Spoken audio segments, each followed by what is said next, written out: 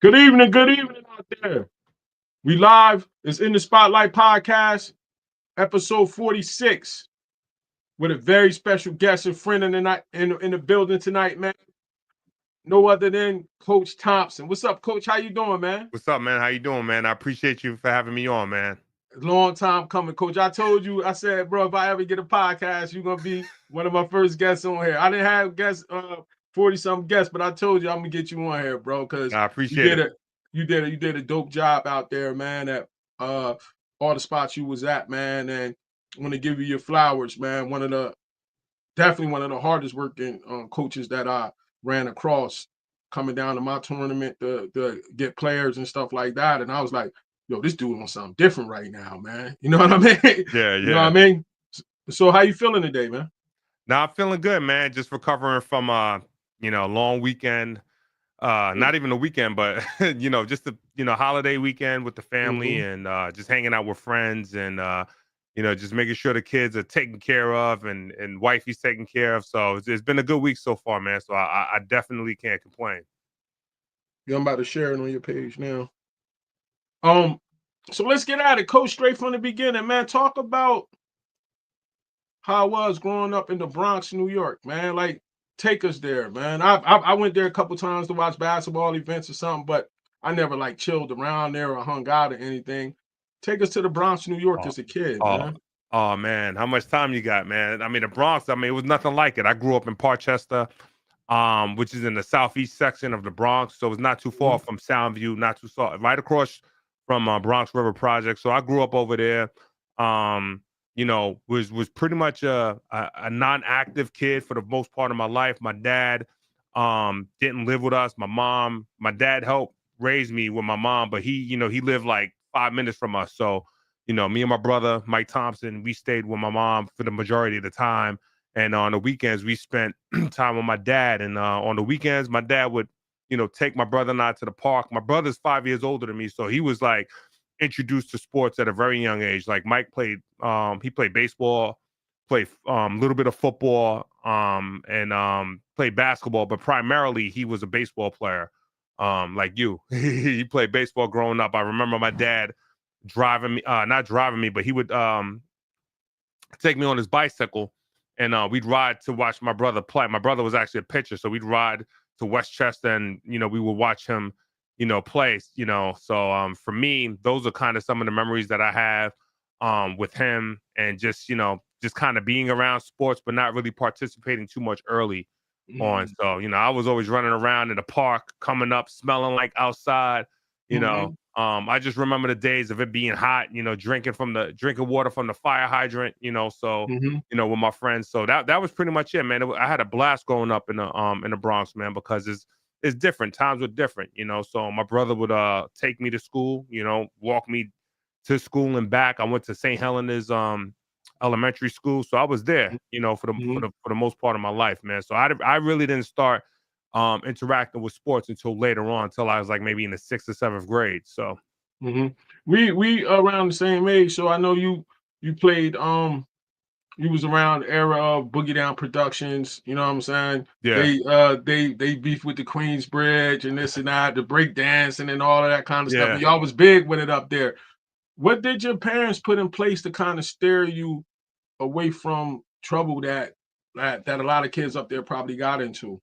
Well, we were always active. My parents were Mm, active in my life. My dad was a court officer, and my mom was a secretary. At I think she worked for John Deere. She worked there, and the responsibility, a lot of the responsibility was placed on my brother because he was oldest.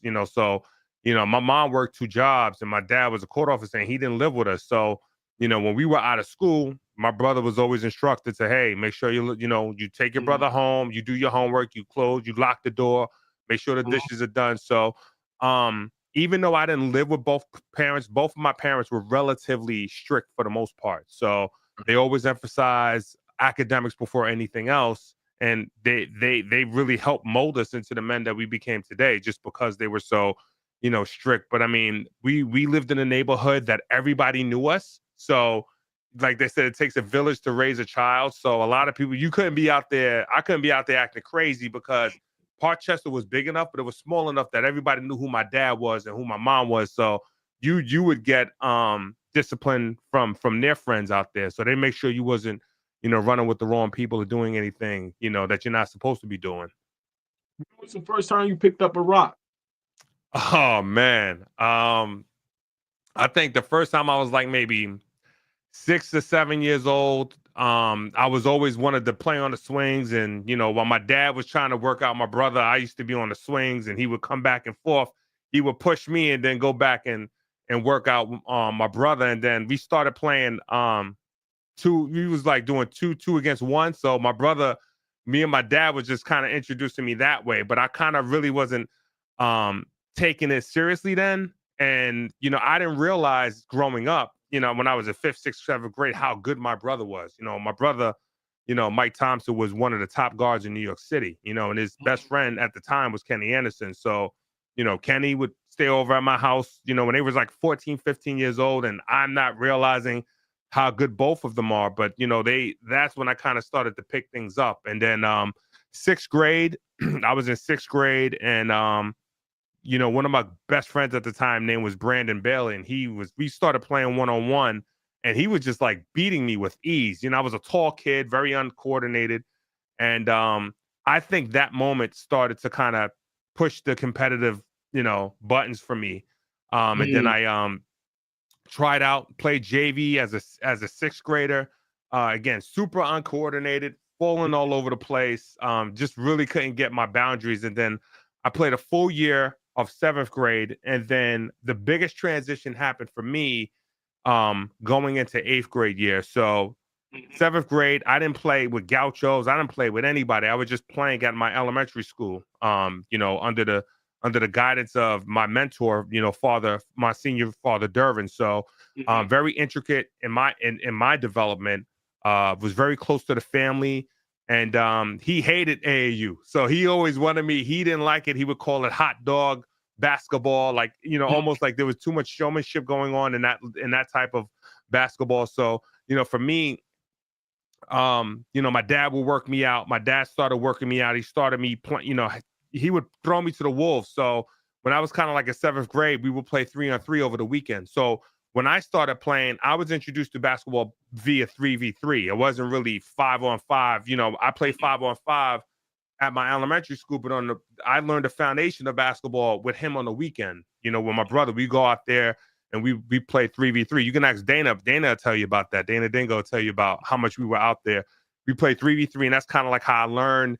And then my biggest transition was my 7th grade summer. I was around maybe 5'11", 6 foot, and then I grew 3 inches, about 4 inches over the summer. So I was like 6'3", 8th grader, and then that's when I remember I was at a sleepaway camp. It wasn't a basketball camp; it was a sleepaway camp, and they had courts, and I was just out there every day. I was just trying to work on my left-handed layups and just basic stuff, and that's when everything kind of took over for me during the 7th to 8th grade year. So 8th grade year, I'm going in and not really knowing about, basketball media that covers. The only thing I really remember is Street and Smith magazine. Yeah, of course. My brother used to collect that. He would buy buy those. those. Yeah, I did too. Yeah. So we see Street and Smith magazines, or you would see spotlights of athletes on Sports Illustrated. And but I remember reading that magazine and specifically looking at the high school basketball players. So at that time, one of my favorite, I hope my brother forgives me, but he knows that one of my favorite players growing up was Kenny Anderson. Kenny Anderson he was phenomenal. Huh? He was everything to me, because I knew him at such a young age, and he was just a tremendous talent. So right as I'm finishing up 8th grade, towards the end, like in April, March, I had a friend named Tariq Thacker who went to Manhattan College. I remember him. He played for All Hallows. He was telling me that, you should come by Gaucho's gym. And so I was just like, all right. I remember going there with my brother when my brother was trying out. He's telling me that Dave Jones was looking for me. He said, the coach Dave Jones was looking for me, or he heard about me. So went there, and I went there, and I really didn't try out. I just told him. He told me, Dave. I went there, and Dave told me to come back with my dad. So I went back with my dad. We met at like 8 o'clock in the morning. I'm in Gaucho's gym, and he's putting me through a workout, and I'll never forget my dad told him, he was just like, yo, you make sure you whoop his behind, so my dad was very he was a very advocate of just making sure that we were, that you didn't just give us anything, you didn't hand us anything. And I'll never forget, I'm in Gaucho's gym running with like a 25-pound heavy bag around the gym, doing like 25 laps, going through like different basketball drills. And then that's the first time when I really got exposed to people where I was the best in my class at my school. That's the first time I got a chance to play against people that were my age, that were just as good as I was. So that's the first time I was exposed to that, because I didn't go to AAU. So that was it was a wake-up call, but it really wasn't, because my dad had me playing against grown men on the weekend. So I was kind of used to the physicality and all that stuff, but I was just really impressed by guys that were my age, that had a certain skill level. So so that's kind of like where I started at. And before I went to St. Raymond's, the big schools at the time before St. Raymond's was Talentine High School with Malik Sealy, Brian Reese, Derek Phelps, not Derek Phelps, Brian Reese, Adrian Autry, Malik Sealy, all those guys, they were stacked. So it was either that, and my brother went to St. Raymond's, so he was already a star at St. Raymond's. I didn't want to go there because I wanted to be my own person. I didn't want to be. It was bad enough people were calling me Little Mike as it is, So I wanted my own identity, and I wanted to go to Malloy, So I went there. I visited Malloy. It was in Queens, but I didn't care. I was a fan of Kenny. I was a fan of Jack Curran and his coaching style. And I didn't get accepted because of the distance. And then I'll never forget my head coach, my past head coach, Gary DeCesar, who's I've known since I was 4 years old. So I've known Gary since I was 4, because he coached my brother at a young age. He was like, why would you go to Malloy? And I was just like, I just kind of wanted to be my own person. I don't think people understood that if you have another sibling that's successful in a certain sport, you're trying to find your own identity. Indeed. So for me, I didn't want to be there. I don't want to follow him. I wanted to find my own identity. So because I didn't get accepted, I ended up going to St. Raymond's High School. So now you at St. Raymond's. What's your expectations when you get there? How do you maneuver? Who's there? Give me the whole thing on entering St. Raymond's. All right. So when I was initially, one of my closest and best friends, Tyler Brown. At the time, Tyler Brown was the #1 8th grader in the country. Now I don't know about where all this hoop scoop and all this stuff. Yeah, hoop scoop. So he was playing Gauchos, for a long time. Tyler's been playing Gaucho. He's always been an advanced player, mature player, just very good scorer. Can pretty much do everything. So during that 8th grade year, that summer, when we met at Gauchos, and we became close friends. And then he was at my house every day. So we're together. And for me, the only way I can be better is to be around people that were better than me, or I need to hang with those people, because I need to find out what they're doing every single day to get better. So Tyler was originally supposed to go to Talentine. What happened was Talentine was in the process of being closed down. Like, there was a reason why. I'm trying to remember the reason why he didn't go. He ended up not going. So he ended up coming to my school. So going into my freshman year, Tyler Brown and I, number 50, Damien Bonaparte, we were like considered the top freshmen. I sent you that article too. We were considered the top freshmen in the city. And I was just like, I didn't know what to think of it, because I'm not reading news clips every day, but when they said that I had big time potential, in my mind going in, I'm thinking all the schools that I watched growing up, that were some of my favorite schools, like North Carolina, Georgetown. That's where my mentality is. So, as a freshman going into St. Raymond's, I played freshman basketball. We all did. The three of us did. And then it was fun. We were one of the best, best freshman teams. We lost. We didn't win the city, but it was just looking at the talent that was on the team. The three of us, it was just like, man, this can be something else. And at the time when I was a freshman, Orlando Antigua was a junior, Terrence Rencher, Book Richardson, Eric Jones. There was a bunch of people on that team that were just, that was stacked. So did they have the jerseys on the wall yet? The only jersey that was in that gym right there were a Darryl Reed, my brother's jersey from Drexel. You had Gary Massey. Gary Massey's jersey was up there. So it was just like maybe four jerseys up there. Oh yeah, that was in the beginning. Because I know when I got out of college, I started scouting when I was working for Metro Hoops, and I went in there. That was the first school that I saw all of those college jerseys on the wall. Yeah. And I was like, yo, that's dope. You know what I mean? Like, yo, because I had never seen a high school that had like all of their college dudes that got scholarships, all their jerseys on the wall. Chucky I Martin. went down and told, went down and told Fouch at TCA he needed to do that. I said, bro, that joint is dope, and it's kind of intimidating for the opposition when they come in there. You know what I mean? Yeah. What knowing that you had all of those guys in front of you, like playing like grades ahead of you, and seeing them, knowing that you was coming up next, was you nervous to follow in their footsteps? Nah, I was excited. I was excited. I wasn't even thinking about the footsteps. Like me coming in and where I was at where I was at mentally, I was just coming in like a hungry wolf, and I was just like, there's nothing that's gonna stop me from getting where I wanted to go, because I was just that driven. I was just that driven. So and just to correct you just to correct myself. So the jerseys were Gary Massey, my brother, Chucky Martin, that's the assistant coach over at Arkansas right now. Eddie Rivera, who played at UTEP.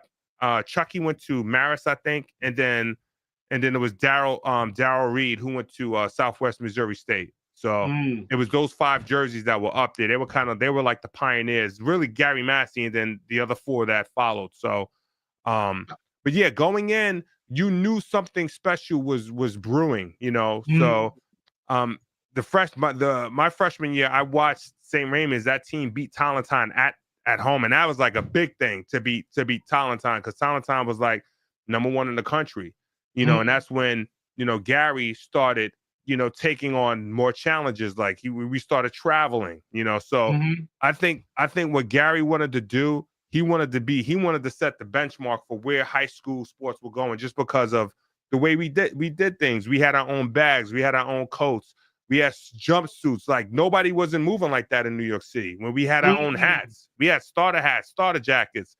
He was building a brand, and we understood that brand. And I think everybody, all my teammates will tell you that, it was a movement. It was a complete movement. So how did it feel when you ran out that locker room on your varsity in your first Catholic League game? Oh, I mean, the Catholic League back when I was playing was just different, because everybody had a monster squad, whether if it was Rice, Hayes, and we beat for the Murray. Hayes produced some good players, Jamal Mashburn. But that Catholic League was different when McClancy, Malloy, Cardinal Hayes, Mount St. Michael. There was a bunch of people in that league. LaSalle. Let's talk about LaSalle and my man Adelisma and Shamgod Wells. Like Shamgod Wells. Yeah, I remember he was coming up the court, dribbling that joint super low like that. Yeah. Yeah, I remember when I met Mo Seagar. He went to St. Peter's with Mo me. Seagar. He was telling me about Shamgod. He was telling me about Shamgod when he came to college. Yeah, so Shamgod was a sophomore. When I played against him as a senior, he was a sophomore. So he was a sophomore acting crazy. So who the 5 guys in this picture? I mean, the 4 guys, including you. All right, so Eric Harris, the bottom left. Eric Harris went to the University of Minnesota, played in the Final Four, was in the backcourt of with Bobby Jackson that played in Sacramento. So Eric was considered our stopper. You ask anybody in New York City who the best defensive player is, they'll point to him. Eric will lock you up and shut you down. Like if you was averaging 29 or something like that, you not leaving with more than 15. And I think this picture right here is a great example of what we have. Kareem Reed, I mean, what else more can I say? Arkansas Hall of Famer. Yeah, he was I mean, the best kept secret. Was crazy. One of the greatest New York City guards ever. And this is our junior picture right here. So that year, that picture right there was my junior year, and we were ranked as high as number 2 in the country. So we didn't reach 1, we were number 2. This team right here was number 2 in the country. How do you feel? How did it feel going out on the court or just walking around school saying like, yo, we number 2 in the country? Like it's different now because it's so much. Oh no, but it's different. We not even and stuff. We were all hungry. We didn't care about, like, my coach cared about it more than we did.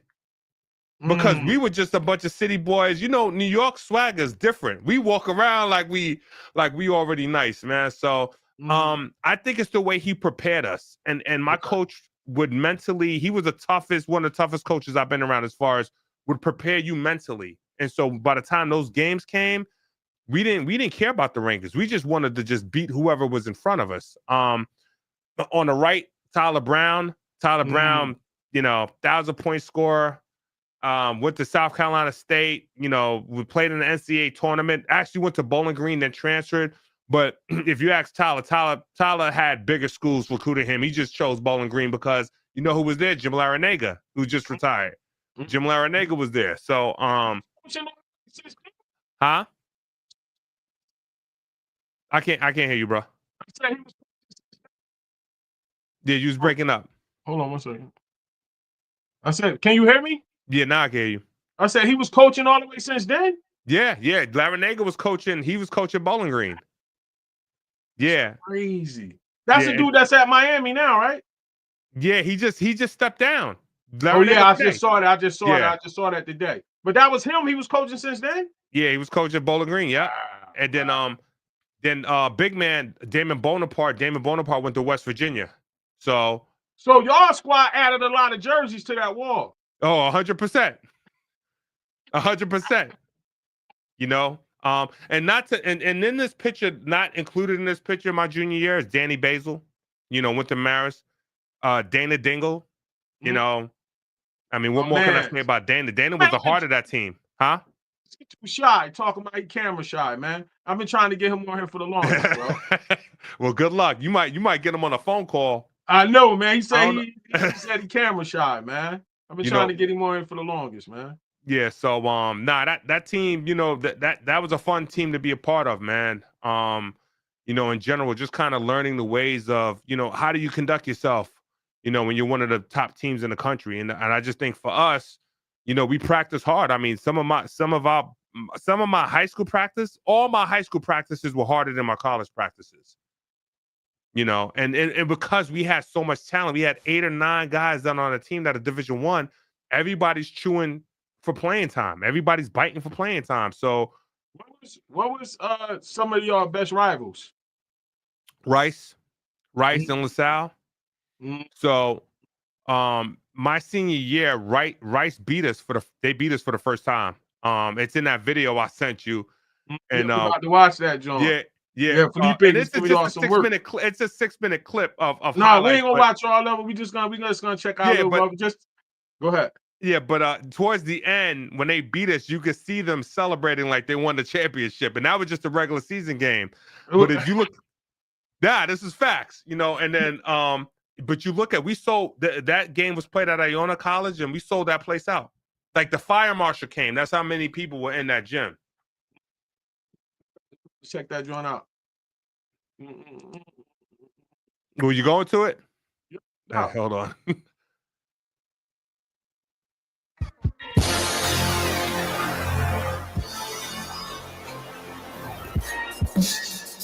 Oh man, who's that young guy, number 44 right there?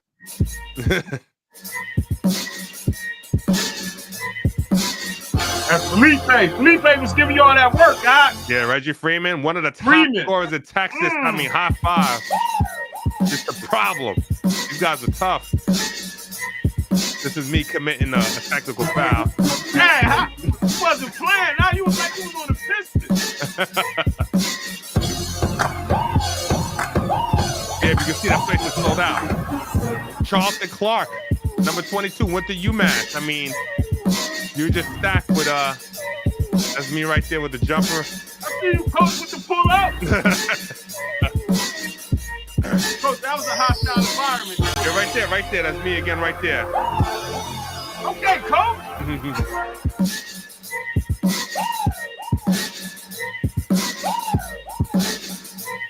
Felipe, and you know what the thing is that what's not being shown? Kareem Reed had 29 points in the second half of that game. Yeah. And what'd you say, Coach? Kareem Reed had 29 points in the second half of that game. I saw. I was looking at the highlights at the end. He was cooking. Yeah. He had 29 in the second half. He was cooking. He was cooking. So, like you said, to sum up your St. Raymond's time, man, how was it playing for Coach, man? Take me there, man. And this seemed like this was a beautiful moment for y'all, but how was it playing for him during that time?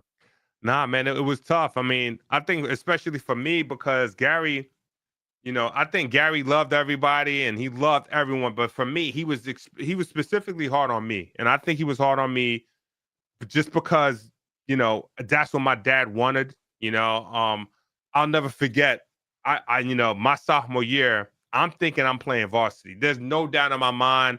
I feel like I'm better than Dingle. Oh, I mean, that's just how I was moving. I was working out every day. I was training, and then, he put me on the JV my sophomore year, while Tyler Brown and Damon Bonaparte moved up. And the first thing, I was really hurt by that because I just felt like, why am I not moving up with them? I'm just as good as anybody else that's on that team right now, and because Orlando was on that team, Terrence Wrencher was on that team, I mean, need I say more about the guys that was on that team my sophomore year with Book, Terrence, Y'all had a crew, right? Yeah, Orlando Antigua, so, when he didn't pick me up, my dad was just telling me, don't worry about it. Those, you're going to get a chance to play JV and play every day and get better, continue to get better. And that's how it was. It really wasn't, it wasn't like Jersey where you're taking guys and moving them up back and forth. Like where you get, hey, well, you get JV minutes and then we'll bring you up for 2 quarters for varsity. No. And I didn't mind that hard stop because it taught you the value of like failure sometimes, like, yo, you're not always going to get everything you want. You got to be able to fight through it. So transferring the stuff wasn't no option. Yeah, exactly. And the way my coach was hungry, he knew what he wanted and he was going out there to get it. And I think his coaching method, while everyone did not agree, one thing is that my coach loved those kids and we all loved him. We would all run through a wall for him because he would run through a wall for us. And I think that's the essence of coaching is can you touch somebody here? This is what coaching is at. Where if you can touch a kid in his heart, I think that's the most valuable lesson that you can do to reach any kid that you're coaching is being able to touch them here and here. If you can do that, it doesn't matter what their ability are. It's just getting them to believe in themselves. So, so that's pretty much it. I mean, Gary means everything to me. He's like a second dad to me. So man, that's dope. Dope. That's dope. That's dope. Next up, man. Your next stop was Hargrave Military Academy. Oh man. Now, how did you come about with this situation? Yeah, so after I was done with St. Raymond's, even though while I was a B+ student in high school, I didn't qualify for the SAT, and basically I didn't prepare enough. My dad would always tell my brother and I, you need to read the New York Times every day. You need to read the Daily News every day. So I basically he called up Mike Burns, which is a good friend of his. At the time, I think Hargrave was like top 5 in the country as far as prep schools. So I went down there, worked out with them, and I was able to, I was afforded the ability to kind of go out there and they picked me up. So I was out there. Just to kind of give you some names from left to right: Desmond Artis, Russ Sickles, Jason Jones, Enos Norville. Enos Norville went to UMass. Oh man, I'm drawing a blank with my other man. Sean Brown, number 32, went to Virginia Tech. And then Andre Burns went to UMass too, number 10. He ended up going, he left UMass and then went to Tulane. Everybody else in that picture went division. I think my man Desmond Artis, number 21, went to Central Connecticut, I think. And then everybody else went Division 2. So from that picture right there, 6 people went Division 1. Did y'all have to do like PT and stuff in the morning? Nah, but we was already working out. Like Coach Burns, we worked out every day. In that picture, I was probably in the best shape of my life. The practices weren't like St. Raymond's, but they ran us a lot.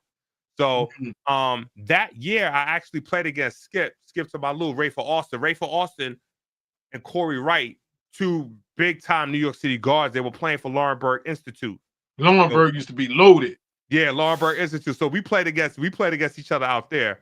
They came and scrimmaged us, and we ain't know each other was on the team until we saw each other. Was like, what's good, fam? You know, New Mhm. York people always you know everybody from New York. So that was a great experience. Unfortunately, during that season, I broke my foot in the Mhm. middle of the year in February. So Mhm. right after I got my SAT score, Mhm. um, after I got the results, I was excited. We played Mount Zion Academy, which was where Tracy McGrady went. Tracy McGrady went. Yeah. Yeah. So we played them, and I broke my foot, my fifth metatarsal bone in my foot, and I was done for the rest of the season. So, Mm. so we talk about 15 games in with about maybe 20 left or 17 left, and I couldn't play them. You know, my foot. You know, I broke my foot. Mm. You know, Let's so switch gears a little bit to the other circuit. I was trying uh, to find the old side that might be good enough, but I wanted that old and I couldn't find it. Talk about playing for Riverside.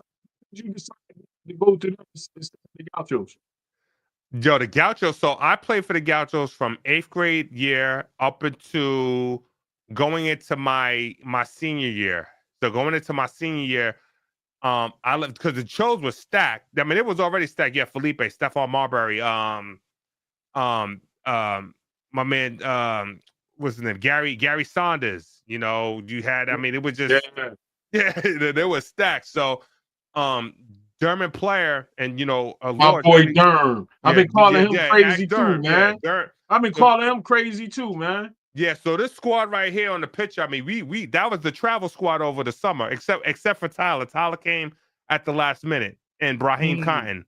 So it was me, Shandu McNeil, My one person boy. missing from that. Yeah, yeah. So that squad, I traveled with them during the summer.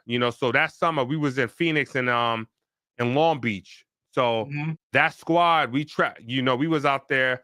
Um, who else is missing from that list?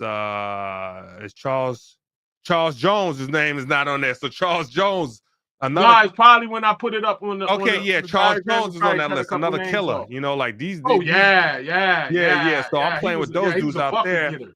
Um, and out there in that tournament, we were playing against Jock Vaughn. Who was the Mm. former Nets coach. Charles O'Bannon.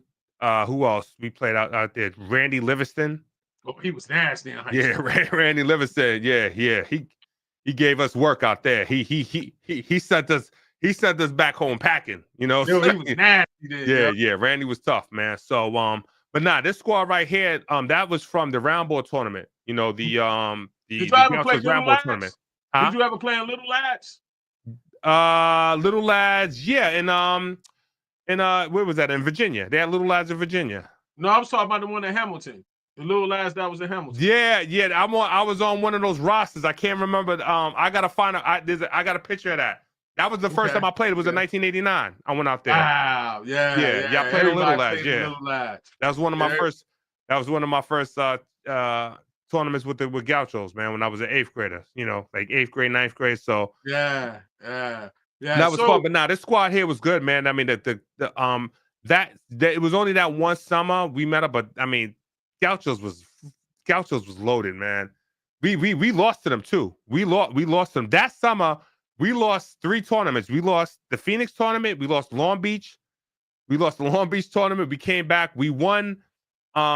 We lost the Golden Hoops. You remember Golden Hoops? yeah, I heard about that. I Yeah, remember that. yeah, Yeah. yeah. Yeah. So Golden Hoops. Jerry Stackhouse played with us in Golden Hoops.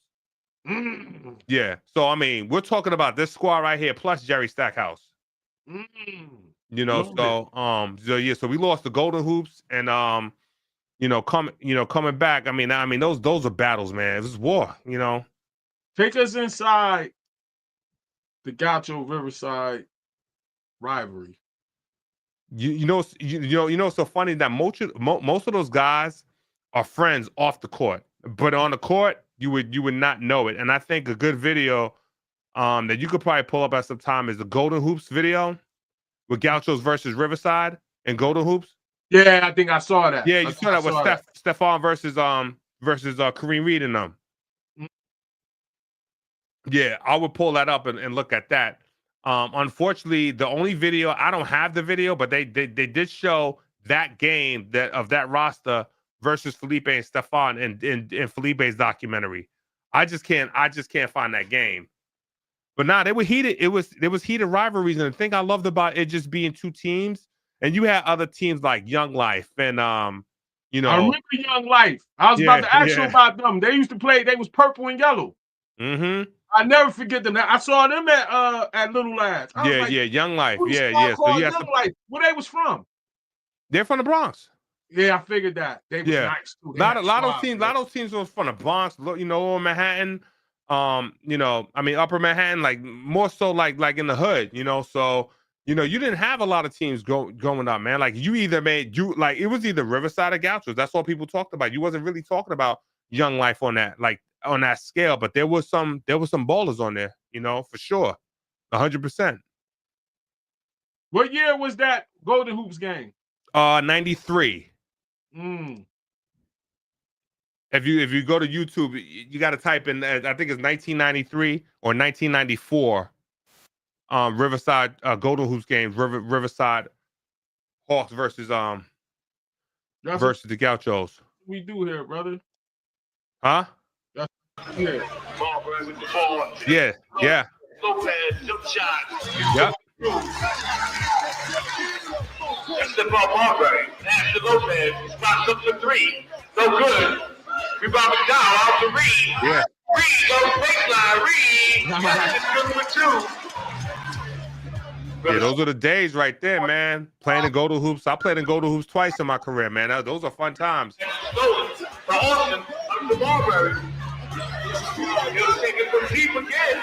I mean, we're looking at New York City legends right now. Stephon, Kareem Reed, like this is Felipe Lopez.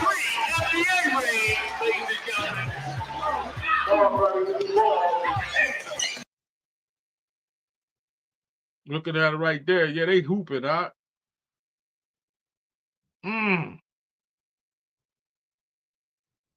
Look There at go Durham Durham, right huh? there. Durham wilding. Durham wilding, yo. Marbury. Ooh, nice.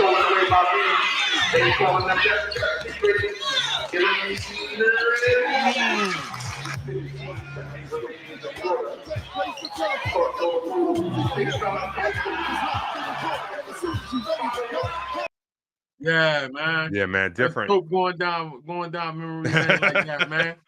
That's dope going down memory lane. So now it's time. You didn't play the AAU. You didn't went to Yeah. So I went to what? Hargrave, and Mhm. then at the time when I was done, you know, the two schools that were recruiting me were, you know, University of Marquette, you know, Mhm. St. Francis, and the University of Maine.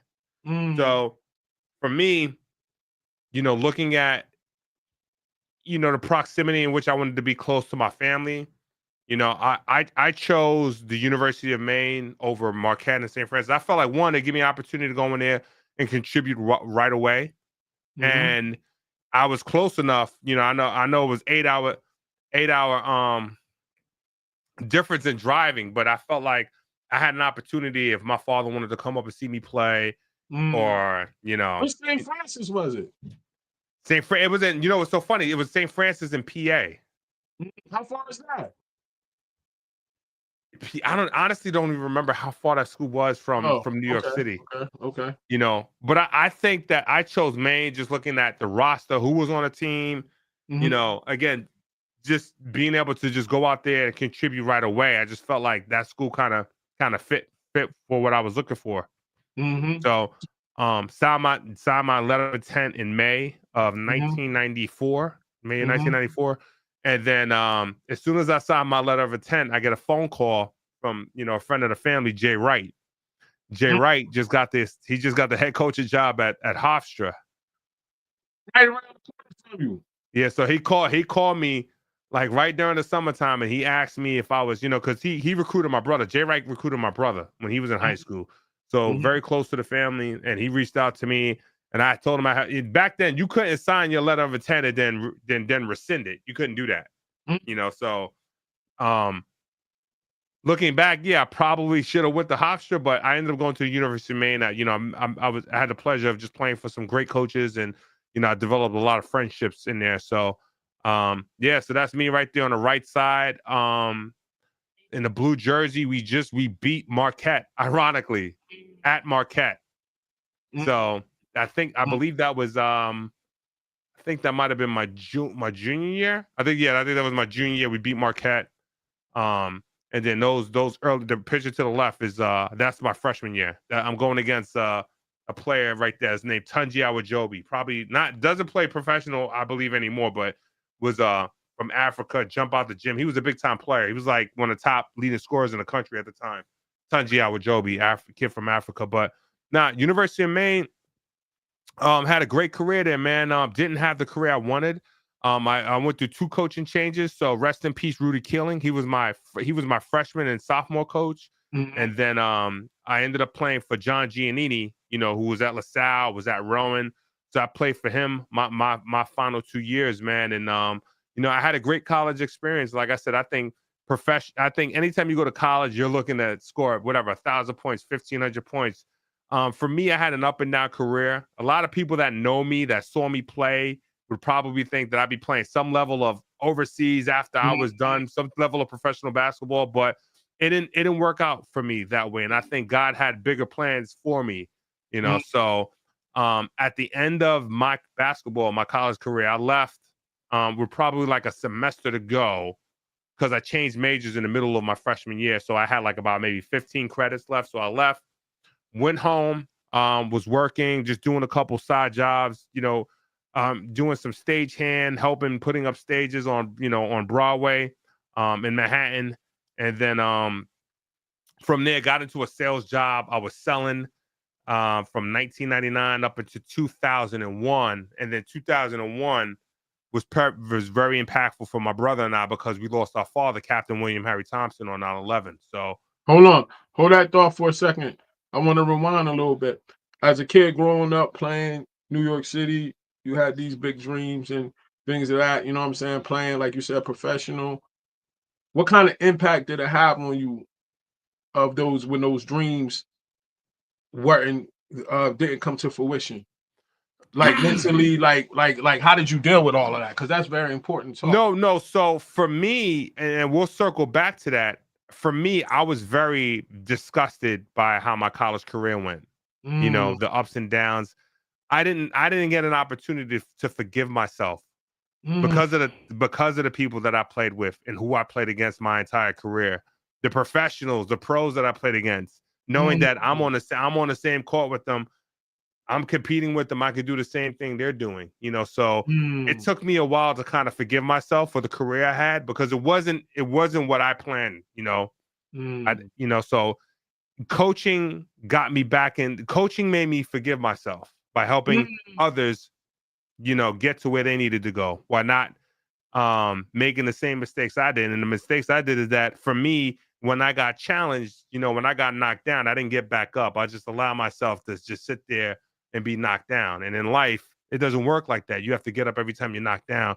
And I just think from a basketball perspective, considering, again, that dangerous word, potential. Oh, you got so much potential. You have the potential to do this. For me, I was very unhappy with how my college career went, but not with the relationships I've had. I'm very grateful for the relationships and the friends that I still keep in contact to this day.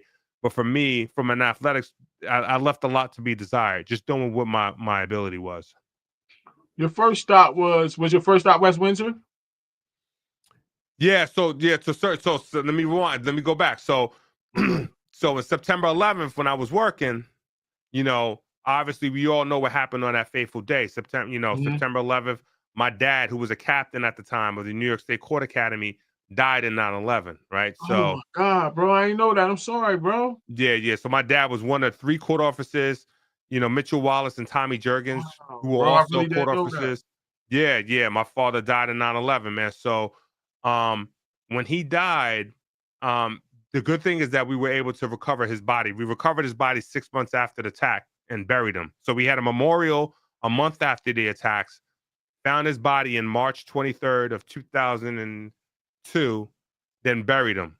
So basically we had 2 services, but we got closure. The most important thing is that we got closure. So with that being said, I felt like there was a huge responsibility for me to close a chapter in my life. So I went back. I spoke to my guidance counselor from the University of Maine, and I reached out to them and I said, listen, I got a semester left. I cannot start my next career without getting my degree. So I went back, went online. I took classes online from the University of Maine, and I went back in May of 2004 and 2004 and got my degree. So I left school in 99. I left and went back to get my degree in 2004. You know, so yeah, man, I'm looking at you now, man. Like I said before we came on, it's like you interviewing, you shining with that microphone and stuff. Yeah, so I went back, I got my degree, and then in 2005 I moved to Jersey. So I moved to Jersey in 2005 over here in East Windsor, and then I felt like something was missing. But prior to that, in 2002, 2003, I was coaching with my buddy Tyler Brown. I was coaching at St. Raymond's with him. So we were coaching the A and the B team. Now they had B teams, so they had the A team, and then they had a B team. So we was coaching the varsity B. And then when I started doing that, I kind of was just like, "Oh man, this is where I kind of need to be. Wow. I need to. This is where I felt like I started to get some type of reconciliation from my life. I was kind of forgiving myself by passing along and just being able to accept what is, right? Because I can't change the past. I can only change the future. So I started coaching for 2 years there, and then I left, moved to New Jersey, and then in 2007, I used to drop my ex-wife off at the train stop at Princeton Junction, and I kept passing this school, and I just had this burning desire to coach again. I just said, you know what, I need to just, help influence someone. I need to help them I need to find somebody like me, and bring out that best ability. Because I think that for being a coach is being able to see someone's potential, see a diamond in the rough, and being able to help, bring that diamond out, or, if you see a rose, how to grow that rose. So I walked into school unannounced. I just walked in one time and I asked if they had a basketball program. And this is me nothing about Jersey. I don't know. Like you see stuff on State Pass, but I'm talking about the area I'm at. I don't know who's good. I didn't care who was good or who was the team to, where I needed to be at. I just said, you know what, I know I want to coach. So 2007, I walked in, left my name. I had one of my good friends, Bob Schertz, called me back. We had a conversation. He said he had a team, that he would love to bring me aboard. So I went to West Windsor South, and I started there in 2007, 2008. So I was there with Tim Stevens, and that's probably the best coaching time I've ever had in my life, because that was a public school, and you basically had to work with what was there, right? So we first get there, I'm getting kind of acclimated to their coaching style and to Bob's coaching style, but I'm coming in with a chip on my shoulder because I'm the guy from St. Raymond. I'm from New York City. I'm coming in like, yo, man, I was number 2 in the country at one point in my career. Like, I know what it takes to be there, so I don't want, and I'm older than those guys. So I know I came in, try almost intimidating them to a certain degree, but not realizing how much talent they had as coaches. Right. So first year I got there, we were 15 and 7, and I got a chance to get acclimated with Bob Schertz's coaching style, and he's one of the best coaches I've coached with, hands down. So the following year, we were 15 and 7, and I said, listen, we have Austin Witter. We had a bunch of guys that were 6'4", 6'3", Dan Bolesky, Dan Block, CJ Johnson. We had a lot. We had so much talent. And I told him, I said, listen, I'm trying to build this school into and again, this is just me dreaming big. Like they said, if your dreams don't scare you, you're not dreaming big enough. I mean, you're not dreaming big enough if your dreams don't scare you. So I was thinking like state. Well, I want to be one of the number teams in the state. So me and Bob put together a plan. I said, listen, let me handle some of Let me do some of the conditioning work. We need to, and I was just trying to, not that Bob didn't have structure, but I was coming at him like all this energy, like we need to do this. And I'm basically doing what I did in high school. Like as far as the, if somebody acts up, you kick them right out of practice. I don't care if they got to drive home or like, it was that certain level of discipline. Our team needed to be disciplined and in shape. We needed to make sure we were in shape if we wanted to play the way we wanted to play, like our play style. So we were lifting. We were doing individual workouts. Like they wasn't doing that before. So I said, yo, we got to start we got to see where our kids are at and develop that skill level to get there. Cause for me, I was just wanted to make sure that when they got to college, they were prepared. So that if a kid left my school, a college coach would know that, damn, I know where he comes from. He knows how to jump to the ball. He knows how to read screens. He knows how to, all the nuances that they get taught at the next level. They need to know that now so they don't feel like, they're looking for where the bathroom's at when they're in college. So I was a big proponent of that. And that was taught, that was what was taught to me when I came up. So I wanted to make sure they had a solid foundation, but the foundation started from being in shape. And then you build after that. Then you work on the skill level. Then you start working on all these things to help them better. So the following year, we did all of that. We put a plan in place.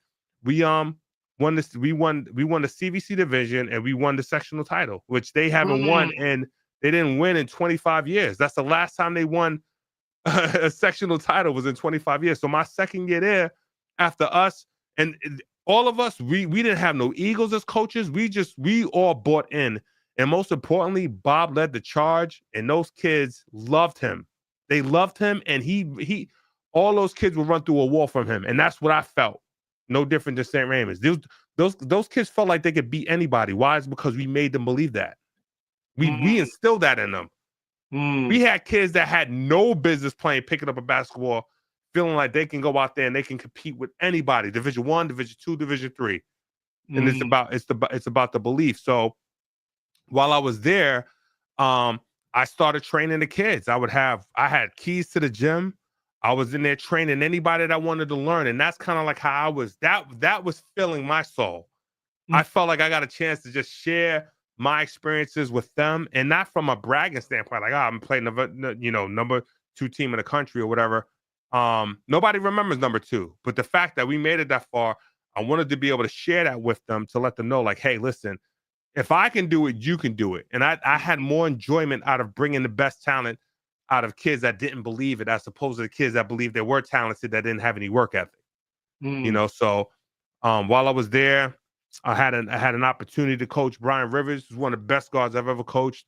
Very good friend of mine. Rest in peace to his dad. That died a couple years ago. But Brian, man, Brian, one of my favorite players, man. Brian came in. Huh? I can't hear you. Yeah, you breaking up, Mike. He's a what? Yeah, he went to Pace University. Huh? I can't hear you. Yeah, see if you can turn up your. Yeah, I'm turning it up. Yeah, he played first. For who? And my tournament, oh yeah, Brian played in your tournament first. Yeah. Go ahead, you can go. Yeah, so I met Brian. I was working some kids out at the middle school, right on Southfield Avenue. Forgot the name of the middle school that all the West Windsor kids go to. And I just saw Bob was telling me, yeah, we got this kid named Brian Rivers, blah, blah, blah. This kid's supposed to be, the next one. And I see this little 5'11" kid walk up in the gym and, look me in my eye, give me a strong handshake. And I was like, what you want to do? He said, I want to be a Division 1. He's like, I want to play Division 1 coach. And, that kid was walking confidence right there. And I had a pleasure of working out with Brian, because me and Brian was in that gym every day. Brian to tell you, we was in that gym every day. I'm not thinking about rules or when you can be in the gym or not. I just knew I had an opportunity. If he not at home, and again, it's different. In New York City, my coach left the gym over because these kids was in the street. So if you ain't at home, you gonna be in the street. But at least if you got the gym open, kids is gonna be in the gym because that's where they want to be. So again, I wasn't trying to break any rules, but I was just in there because I know I had somebody that was a sponge and I needed to feed it. I needed to feed it. You know, he wanted to soak everything up. So we was in that gym every day, man. And Brian's, you know, the stats speak for itself. You know, Yeah, you know, he was cooking in my tournaments, and then he came up there and started cooking, man. yeah. The only reason why he didn't go to Division One is because I mean he didn't because I think his dad and they kind of figured that's not the way to go. But he was good. He could have played Division One easily. 100%, 100%. So what happened to you when it was time for you to leave West Windsor? All right. So what happened was, there was a young kid that I worked out with. Trying to remember his last name. His first name was Brad. I'm trying to remember his last name. Went to Krebs Middle School. One day I had an open gym where I was working out all these kids, and for some reason Brad was very enamored with my coaching style. So he sent, you know, so his mom, you know, innocently wrote a letter to, you know, to the athletic department saying, hey, you know, is West Windsor a special choice school? You know, because I want to be able my son admires Coach Thompson so much. I want to bring him, I want to send him to your school. So, you know, Marty Flynn, who was the athletic director at the time, he felt that was like a form of recruiting, you know, and that I was like actively out here recruiting kids, but I wasn't at that time because for me it was just like I'm here with what I got, but I did what I was trying to make sure that people knew about me through coach. That's how you go. If you set up camps, if you do workouts, kids will come to you if they feel like, one, you're valuable. You know, if you know what you're talking about, kids will want to be around that. They want to soak up that knowledge. So, you know, he felt that as a form of recruiting, and at the time he, you know, basically didn't want me in the school anymore. So What? yeah. So just the first sectional title, you didn't turn around the whole culture. You know what I'm saying, with the stuff you brought, and then he came up to you. Sounds familiar, man. Yeah. Sounds Yeah. So sounds familiar. Tell my God, it seems like a pattern going on here. yeah. So you know, they let me go, and that was 2011. That's after me spending about 5 years at the school. So from there, you know, I was like completely dejected. But then I saw another opportunity down the road from Trenton Catholic. So Trenton Catholic High School was hiring. I think Fauci just stepped down. You would know better than me. You're like they have a picture of your face in Trenton Catholic High School, so you would know better than me. So they had a opening, a head coaching opening. So for me, my eyes lit up because I was like, that's where I need to be. I need to be at Trenton Catholic. You know, even though I wasn't a head coach before, I knew how to coach kids, and I knew how to reach kids inside. I knew how to reach them here. So I said, you know what? Let me go interview. So I had everybody. I had resources. I had references. I wanted all the smoke. So I walked up in there. I met with I think it was Sister Ann. Is that her name, Sister Ann? Might have been Sister Dorothy then. Just Dorothy. Excuse me, Dorothy. So it was her, and then Mark Eccles. So Mark Eccles was the athletic director at the time. I reached out to him. I sent him my my resume, and I, in my mind, I think there's nobody more qualified than me because I've been there. I have a foundation that I'm using to kind of spearhead this movement, in which I saw what was going on at TCA. Because TCA reminded me a lot of St. Raymond's Catholic school in the hood. We're starting to put out talent. I was just like completely enamored with the idea of just coaching them, you know. So Mark Eccles wasn't at the meeting. So I sent him my resume. He said he would be at the interview. He wasn't at the interview. And then I ended up not getting that job. So I was definitely bitter of them not picking me. And I just felt like they made a mistake. I said, man, you guys are going to regret this. So I found out about Notre Dame because Notre Dame was in our conference, but they was the only Catholic school in our conference. So because I felt like TCA was just walking around here and they were just kind of eating, they they were eating all the food. You know, they was a team that, you know, that everybody wanted to go to. Everybody wanted to play for TCA. And so I said, you know what? Let me see if I can go up, if I can go to Notre Dame and I can build this rival where I can be the Duke to their UNLV or something like that. I wanted to be able to rival them. And that's kind of like what drove me over to Notre Dame. So I had a conversation with Bob Turco, who's a good coach. Bob coached Monroe, coached St. Thomas Aquinas, coached Notre Dame, coached at a little bit, I think, in Point Pleasant. So I ended up having a conversation with him, and that's how I kind of got connected with him and Coach Pat Anderson. And then I was out there, and my mission was to build. I wanted to change the perception of what people thought Notre Dame was, which is a weak school, like a weak. They're soft. They play in the CVC. They don't play nobody. And I felt like it only starts with one. So if you get one player to commit and to realize your vision, you know, it'll change. But at the end of the day, you got to be the man, though. Like, it can't be the assistant coach's job. It can't be his vision. It got to be the head coach's vision. And that's something that I learned during my tenure at Notre Dame. I remember around this time you came out to my tournament, and that's what we was talking outside the door. I can't front. You came down there on the hunt. You was doing your recruiting. You came down there and you was going after the big dogs. You wasn't coming around there looking for no little scraunchy kids. You came down there and went at Nas Reed, Quinterly. You trying to tell me how you gonna get them in this school and this and that. I'm like, Coach, Notre Dame don't really like basketball like that. You like, no, I'm about to change this. I'm like, Coach, Notre Dame really don't like basketball like that, Coach. You was like, I'm telling you, bro, just give me a chance. I'm about to pop this thing off, man. So you get there and y'all jump right into it, man. 2012 Mercer County Tournament champions.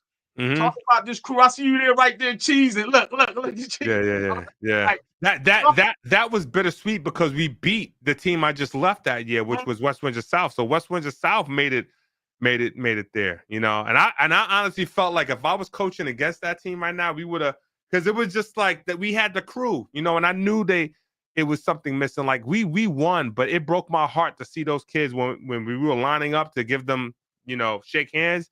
All those kids were just tearing up, and because it felt like I joined the enemy at the time, but I wanted to coach, you know, and it broke my heart. I care so much about the kids that bothered me. That win was bittersweet for me, you know, because you know, we beat Brian Rivers and Zavon Johnson and Brian Matthews and Tommy Husan, like all those kids, you know. Tommy Husan played in my tournaments too. Yeah. Those are all my favorite kids, man. So you got Isaiah Johnson, you got Steve Harris, who's still playing professional ball right now. You got Josh Williams, you got Nas Chu, you know, another great point guard, one of my favorite point guards to coach with. I mean, to coach.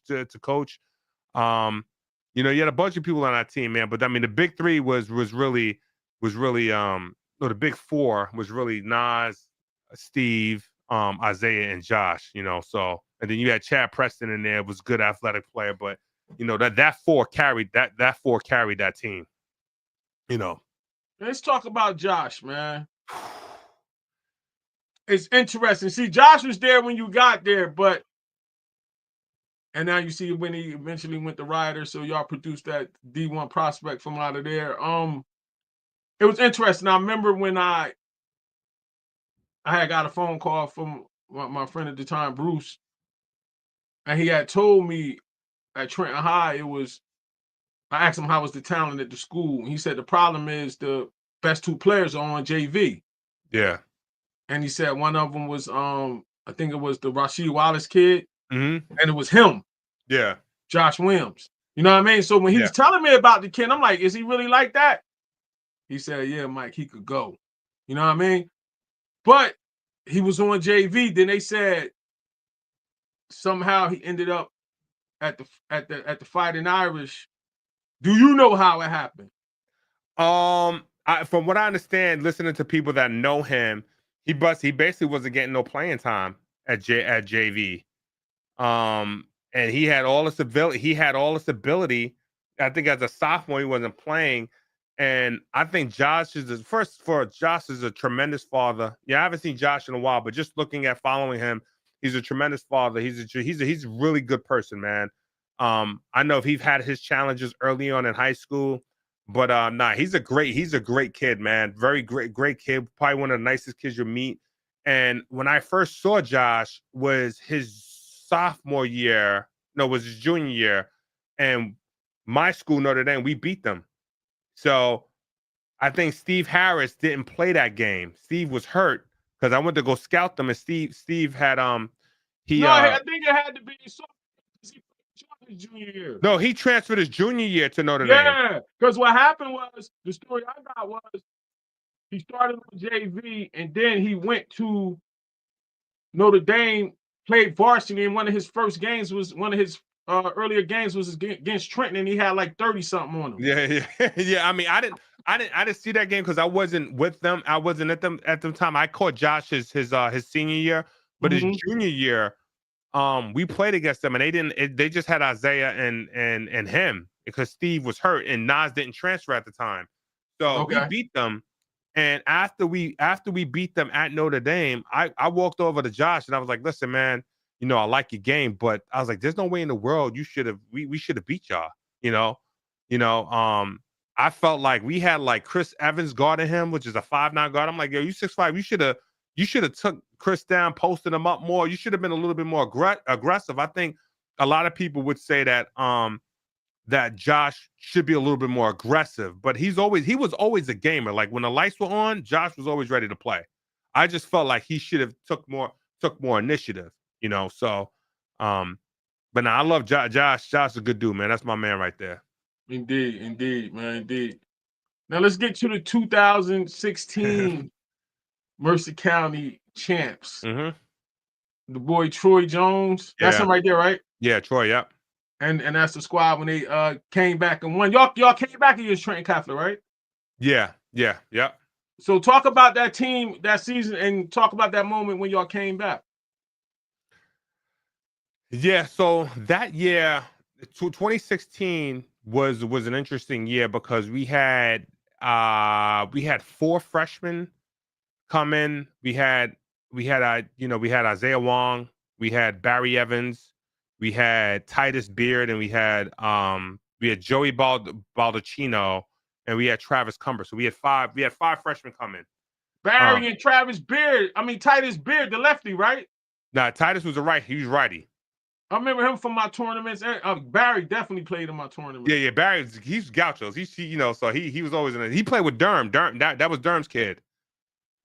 He played for the Metro Flyers. Yeah. Yeah, but this team was good, man. I think at this time, Manny was coming into his own. We had Sean Hoggs on his team. Sean Hoggs went to University of Maryland, Baltimore County, Division I. Troy was the heart and soul of this team. Like Troy when I was there, Troy was like a freshman. He really was probably the most talented point guard out of all the point guards we had, but he ain't never really been given the opportunity, And one thing about Troy, I remember Troy would see me work out with Manny, and he'd be like, "Hey, coach, man, when we getting in the gym?"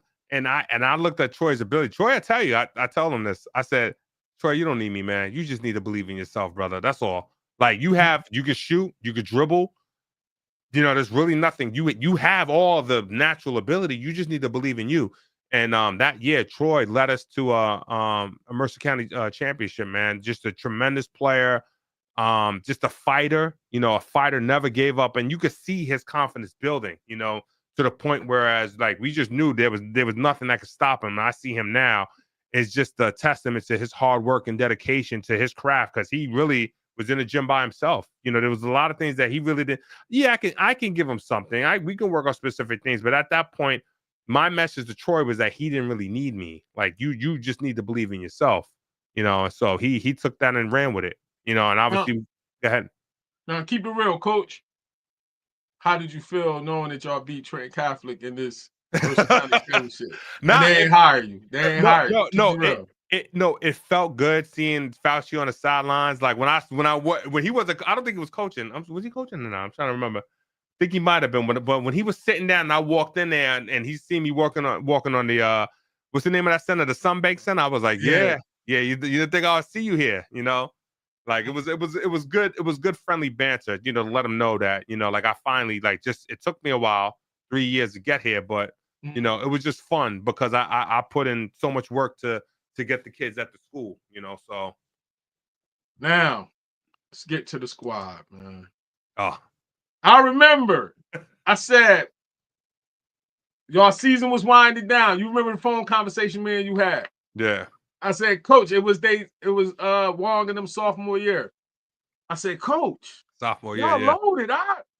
Yeah. Next year, the pressure gonna be on for parochial A. He was like, Mike, we stepping up the schedule. We got this going on. We got that going on. Blah, blah, blah, blah, blah. We going into the summer. We talking all the time. I'm like, Coach, y'all, I might be just pressure. He said, Mike, I'm telling you, we gonna make a run. Then it all blowed up. Go over the different players y'all had and then explain what happened. All right, so we had going off the picture, we have Isaiah Wong. I mean, what do I need to say about Isaiah Wong, man? Isaiah Wong's again just the joy to coach, just a great kid, the nicest, most shyest kid you'll ever meet, but was an absolute killer on the court, man. I've never seen anything like it as far as Abbott and Costa, Jekyll and Hyde, as far as, he could be a completely different player on the court. Isaiah was a great kid, man. I found Isaiah, basically I heard about Isaiah during his 8th grade year, and then I was fortunate enough to get his mom's phone number, and then we had a conversation. And the funny thing about it is that she said that she was like, Coach Thompson, you want us to visit the school, but we visited the school already. We had a shadow day, and Isaiah is so unassuming that you wouldn't even know if he's in the room, if you were with him. So, he had a shadow day there. And then I think that from a couple standpoints of, the mom was not too far from her school, from South Brunswick to Notre Dame. And, they really took a chance on us. And I think, and I've always used to tell Lachelle, his mom, this. I said, listen, your son is good. He could definitely, he is really good. And I just know that the more notoriety that Isaiah gets, is going to be tougher to stay. It's going to be because we saw where basketball and high school basketball was migrating to. But there's so many layers to the Isaiah situation that they did what's best for them and their family, as his career started to progress. But Isaiah, again, as a pro, he's an NBA player, so Facts. I remember when you first told me about him going into 9th grade, because I had some other players at the time that was on my radar heavy, and you said, Mike, I might got the best one out of all of them. The kid Wong I got. I'm telling you, Mike, you talking about these other dudes, he might be better than all of them. I'm like, what? Yeah. And then Bruce told me about him too when he played against Trent High as a freshman. Yeah. He was talking about this freshman they had, and I said, yeah, Coach told me about him, but I wasn't living up there at the time to come see him. You know what I'm saying? So, you got Wong out the way, and then you had Manny Dixon, one of my man in the back, Manny Dixon. Manny Dixon was the first player that came to Maine that was supposed to go to Trenton Catholic. So when I first got to Notre Dame, Manny was the first person that I reached out to. Orlando Hidalgo, Hannah Hidalgo's dad, who's tearing up the women's basketball, college basketball right now. That's her father. So Orlando was coaching team final, and my brother, because my nephew was playing for he was playing with team final. I was able to get his number. Then I talked to Orlando. I was like, yo, man, I need a player, man. You have any players that might be interested? And he was like, I got a player for you named Manny Dixon. And he loved Manny. He said he's wiry, he's athletic, a good kid. And when I saw Manny, the first person that came to mind, what I was thinking about was was Devon Reed. That's the first person that I thought about. Like, I was like, all right. Comparison, Coach. Huh? Especially good comparison when they was young. That's a good comparison. Yeah. That's what I kept thinking about. I was like, if Manny, I think Manny can be better than him. It all depends on Manny's work ethic. How hard he's willing to work. But I just thought, Manny loved to play defense, and that's the biggest thing too. Like, he loved to play defense, and all the other skills were slow. Like, he had the ability, and we worked on the shooting. And then, Manny improved his shooting tremendously. We worked on the shooting, we worked on the ball handling. And I think when Manny's a freshman, I told Coach Turco, I said, you need to put Manny at the point, because we didn't have a point guard at the time, essentially. But I wanted Manny to have the ball in his hand. I wanted him to be under that pressure. Sometimes when you develop talent, you got to go throw people to the wolves to see if they can sink or swim. And I knew I can do that to Manny. A lot of times Turco will push back and say, well, it was the worst thing I ever did was putting Manny at the point. No, Manny knows how to handle situations like that. But I wanted to, and that's kind of like how you develop players.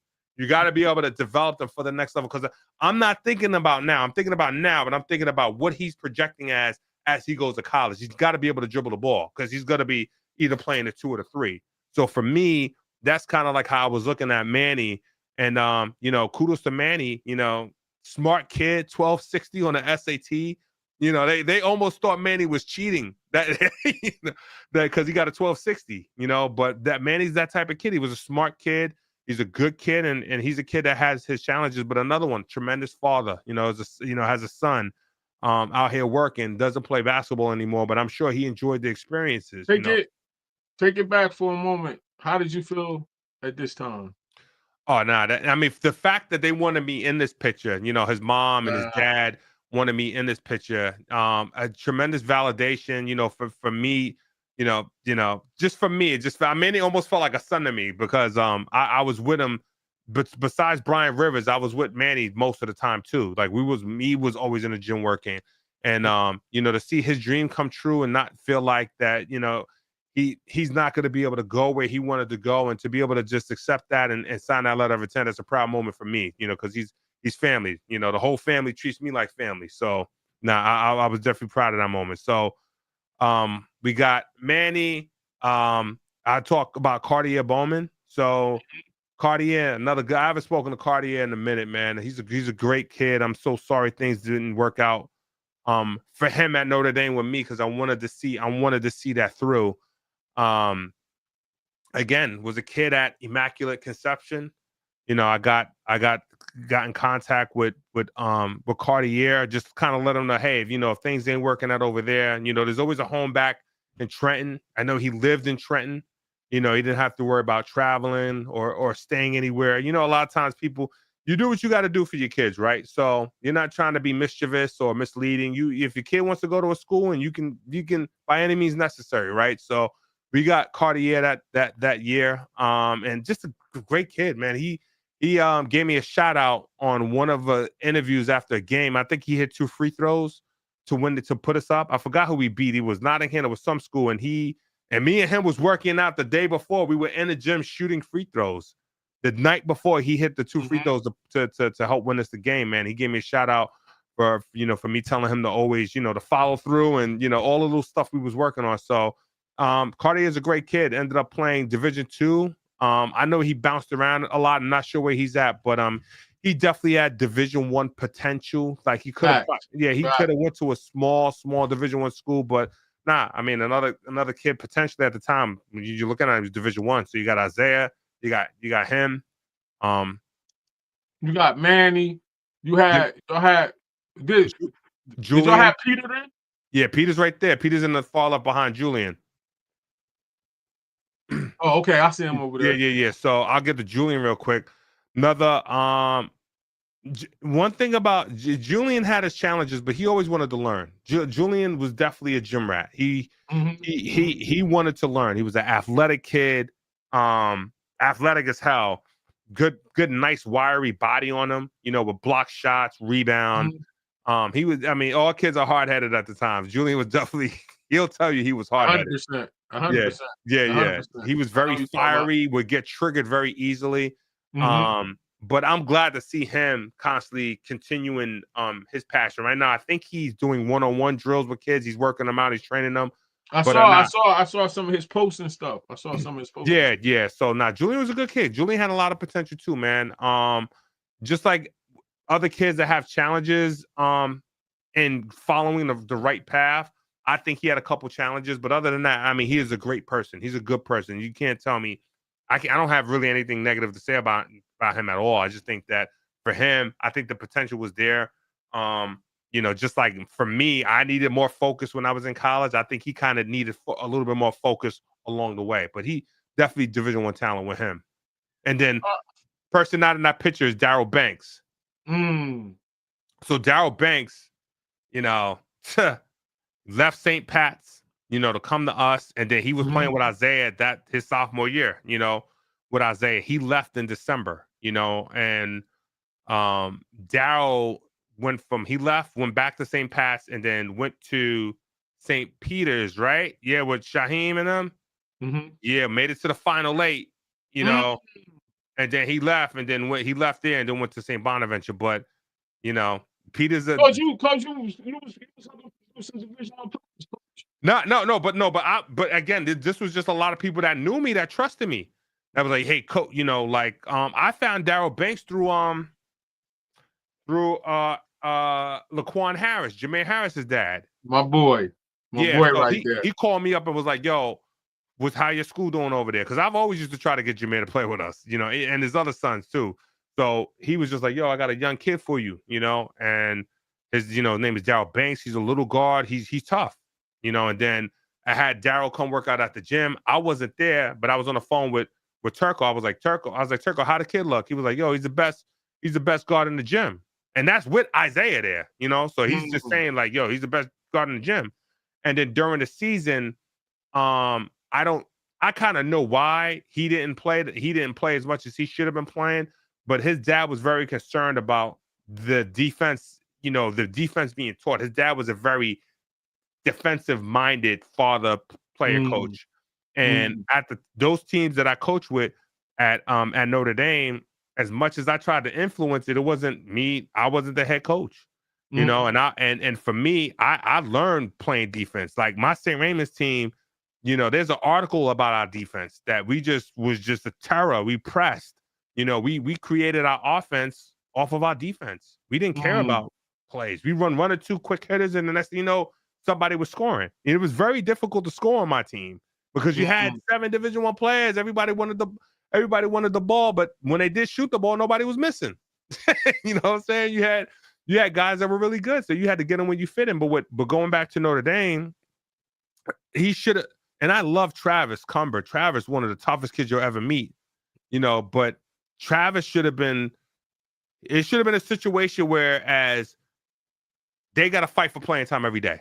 They got to go to war. And we didn't go to war in practice like that, you know, where it was just like, all right, you know, you got to feel like your job's on the line every single, because that's how life is. Life's like that. 100%. So 100%. I can't sit here. I'm preparing these kids for life. I'm just being an extension of their parents, because that's what I would tell any kid, any coach that coached my son. You make sure you make him work for everything and don't give him nothing. Don't promise him anything to come to your school. Let him go out there and earn it. Let him make the impression. I respect that. Now, Coach. Yeah. We went over the individual players. How did this blow up? What happened? I think it was I'm gonna say it's twofold, right? So it all stops from the top, right? It all stops from the top. I always said it before. You got to have a coach that'll touch you here, and I appreciate coaching with Bob, and I think he's a good coach. I think for what we were trying to build, I don't think that he saw the same vision that me and the kids saw. You know, so and kids can pick up on stuff like that. You know, if some kids feel like they're not being challenged enough, or if they don't feel like you're steering the ship in the right direction, they don't want to be part of that vision no more. You know, how come we don't play this team? How come our schedule? How come we playing this team? Why not we not playing St. Pat's? Why are we not playing, you know, all these other top teams in the area? And I had a lot of those questions too. And I think that when Isaiah knew where his journey was going, right? Everybody, I mean, we said it before. We knew he was, and I told Michelle this too. I was like, listen, Isaiah ain't gonna, you know, as much as I wanted Isaiah to stay, because I loved the kid himself. I loved who he was as a person. Forget the ability. I loved who he was as a person. I knew it was gonna be difficult for him to stay as he's moving up top 50, top this, top that. I know there was gonna be other influences. Whether if they were influences or not, I knew that they were going to exist and be there. So, you know, based off of the vision, I don't think that his mom and their vision aligned with what Notre Dame's vision was as far as where they were headed. You know, both academically and athletically. And she had to make I'm not saying it was an easy decision for her, but I think we have a great relationship. And I think she decided to follow where they needed to go so that they can get Isaiah to where he needed to be, both academically and athletically. And I think that kind of spiraled. I think that started the whole spiral because they all kind of came in together, the 5 freshmen, but you knew Isaiah was different. And, so he was different. And I'm sure all the parents felt like, hey, it's going to be 5 freshmen and we're going to graduate together and we're all going to enjoy this journey. But you got to understand, we're living in a different basketball market now.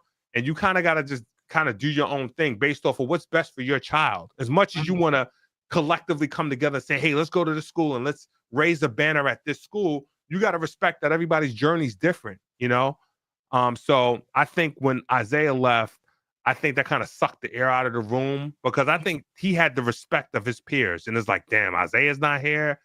Man, what are we going to look like next year? And I'm not saying they're discounting their ability, but I'll tell you, those kids right now. He was the show. Yeah, and those kids love playing with Isaiah because Isaiah didn't really, he wasn't that dude. Like, he didn't carry himself like that.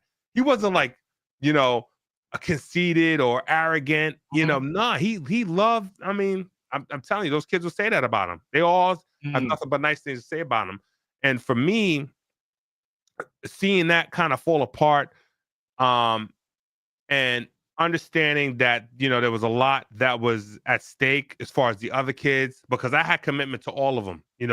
I wanted them all to be there with me. And then, because of, extra assistance, I was helping kids out, whether it's tuition wise or just trying to, hey, everybody needs a helping hand, and I'm a giving person, so anything that I did do was never in malcontent or, malicious. It was just like, yo, listen, I had somebody help pay for my school. When I went to Hargrave, rest in peace, Ernie Lodge paid for my tuition. My parents didn't pay that when I went there. I'm just stating facts, so I'm just here to tell the truth. But they all did it because they believe in kids and they feel like kids deserve a chance. And that's anything that I've ever did to get kids to come to Notre Dame is because I felt like, you know what, man, the mom likes the education. Let me help get them there because they want the education. Let me help them get them in school for free, so. But I think that situation, it kind of snowballed, and I really didn't get a chance to help set everybody else up because at the time, there were some violations that occurred from a recruiting standpoint, or just even if it's giving a kid $50 for tuition assistance or for anything. That's crazy, man. Yeah, that's crazy. Now, but my question is, I've seen this kind of thing play out in different schools where you build the basketball team up real quick. You get what I'm saying? And it started to affect some of the alumni's family members and stuff like that. You know what I'm saying? Like you got alumni that's like putting money into this thing, and now their grandson, he can't get on the floor. Yeah, he might not have a chance to play. Exactly. Do you think y'all just became too big for the school in terms of a basketball program? I think the school, unfortunately, I think they pick and choose who they want the vision for. Like football wise, you couldn't talk about their football program, the people that they produced, who helped them, alumni that has helped them. I don't think the administration cared where the money was coming from when it came to the football players. But now you're in a situation where basketball is starting to kind of take that over, and they may not have, for the school, maybe that wasn't their vision, that wasn't their value proposition, And that's what I told you. Yeah, like I think for them, they didn't believe. St. Raymond's, the principal believed in Gary, and it was a close-knit school. Only, maybe 400 or 500 kids with there. It was an all-boys school, right? So, but just think about what we're generating. And for me, I'm thinking we're helping everyone, by building a big basketball program, just what it does to represent your school. Like, hey, we're good at football, we're good at basketball, we're good at soccer. We represent all these things that kids want to be a part of because you have the education there for them. Can you hear me, Coach? I can hear you, yeah. Take it back to our conversation in front of Hoop Group. What did I tell you? I said, Coach, I hear what you said. They don't like basketball like that, Coach. Nothing is ever gonna overshadow their football team. I said, Coach, I'm telling you, you need to go to TCA. They don't like basketball like that. I'm trying to tell you, they're not gonna go for this. And exactly what happened, man. So how did you feel going? Because you went into that next season coaching, right? Nah. So Notre Dame let me go 2017. And for me it was just like I was depressed, man. That crushed me because I felt like I let all those kids down. The people that had to leave, I didn't have contact with them. I remember. Peter, I remember talking to you around that time. yeah, with Peter, with Cartier. I didn't get a chance to really talk to him. I reached out to him. I reached out to him on Instagram, but nah, that crushed me, man, as a coach, because there's nothing worse than feeling like you let somebody down. You let somebody's vision down, like their dreams, where I'm not there anymore. They don't have me there just for whatever reason, and I just think, honestly, your vision and what you was trying to do was too big for 90-some% of the Mercer County teams. Yeah. Now, TCA would have been with it, but 90-some% of the Mercer County teams, they don't got that kind of thought process. You get what I'm saying? That's why that's why it's the way it is in most of the schools. You get what I'm saying? That was too much for them to be able to grasp. But I do got a surprise for you. What was the problem with this lady? I've never. I know. I ain't talking about issues like between you and her. I'm talking about they used to be giving it to y'all, Coach. Oh, this is a surprise. That's funny. I think Shelly. They used to be beating y'all, Coach. But I'm gonna tell you why. I'm gonna tell you why they beat us. They beat us. Why? Is because for her, they beat us. They beat us twice. They beat us 3 times or twice that year. You ask a UN kid about Shelly, they'll tell you how they feel about her, right? Shelly cares. Shelly got the best because she got the most out of her players. That's the one thing I love Turco to death. I think he's a good dude. He didn't know how to get the most out of his players, and I think that's coaching right there. You can't have a team with 7 Division I players and lose to a team that doesn't have any Division I players. Facts. When they beat y'all, I was like, yo, this is crazy. Yeah. That's just all coaching. That's just outplaying. That's just like, listen, these guys are soft. They're not as tough. They don't get coached up. Like coaching is not just drawing a play and having those guys run the plays for you. You got to coach them, and you can't be worried about the noise. I think with Turco, he was worried about the noise. He was worried about how people kind of perceived him a little bit, like as far as, well, I got to be careful. Like, it's almost like he coached like he was walking on eggshells. Well, I can't say this because I'm going to get 10 emails from the teacher telling me why I didn't play this song. Why am I yelling? I mean, at the end of the day, you got to be a coach. You're not, you understand what I'm saying? Like and you got to have that understanding from your administration. Like, listen, I'm here to coach these kids, right? As people, hold them accountable. Like, I'm here to, help them deal with the trials and tribulations of basketball and apply it to life, because all these things are going to be unpredictable. And if you don't have the backing of your administration, whether they allow you to do that, then you're constantly looking over your shoulder, and then you're just kind of playing, you're not really coaching. We didn't really have an identity, that team. What were we? Were we finesse? Were we like, when you think of Notre Dame, because again, my face is not on it. It's Turco's face. What are we? But I'm part of it though, because if you see us perform, I'm on that bench too. So if you think we're soft, what do you think? How you looking at me? My coaching style. You think I feel you. But I think their hands was kind of tied because that situation is a totally different type of situation, man. Yeah. You can't coach. I mean? Yeah. You can't coach kids the way you want to coach. And how come my son ain't getting here? Are you getting minutes? Like, you got to set the precedence from the door. And he never did that. When you set the precedence from the door, this is your house. This is my gym. Maybe this school ain't for you if you're not going to allow me to coach your kid, right? Now, before you was about to go totally out the game, I almost had one of my dreams come true. I hooked it up for you to go back to the TCA. My God. We got everything straight, man. I had the breakfast set up, did all of that. The TCA again, second time around. What happened, Coach, man? Yeah, now I think I was in a situation right now where, I gave these kids so much, and I think for me it was time to focus on me a little bit. You know, in my life, I had a lot of things going on. You know, dating my current fiance. I had, I had I had two sons. You know, so I got three now. I got my stepson, but I got two beautiful boys, and I want to focus on coaching them.